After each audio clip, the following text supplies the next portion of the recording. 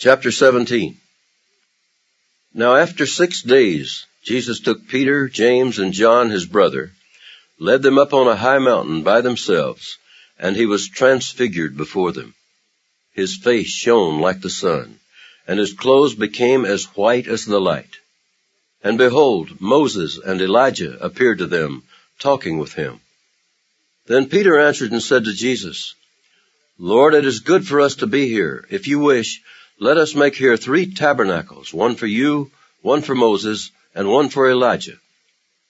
While he was still speaking, behold, a bright cloud overshadowed them, and suddenly a voice came out of the cloud, saying, This is my beloved Son, in whom I am well pleased. Hear him. And when the disciples heard it, they fell on their faces and were greatly afraid. But Jesus came and touched them and said, Arise, and do not be afraid. When they had lifted up their eyes, they saw no one but Jesus only. Now as they came down from the mountain, Jesus commanded them, saying, Tell the vision to no one until the Son of Man is risen from the dead. And his disciples asked him, saying, Why then do the scribes say that Elijah must come first? Jesus answered and said to them, Indeed, Elijah is coming first, and will restore all things. But I say to you, that Elijah has come already, and they did not know him, but did to him whatever they wished. Likewise the Son of Man is also about to suffer at their hands. Then the disciples understood that he spoke to them of John the Baptist. And when they had come to the multitude, a man came to him, kneeling down to him and saying, Lord, have mercy on my son, for he is an epileptic, and suffers severely. For he often falls into the fire, and often into the water. So I have brought him to your disciples, but they could not cure him.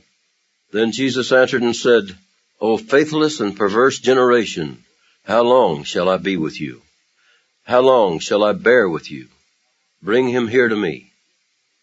And Jesus rebuked the demon, and it came out of him, and the child was cured from that very hour. Then the disciples came to Jesus privately and said, Why could we not cast it out? So Jesus said to them, Because of your unbelief, for assuredly I say to you, if you have faith as a mustard seed, you will say to this mountain, Move from here to there, and it will move, and nothing will be impossible for you. However, this kind does not go out except by prayer and fasting.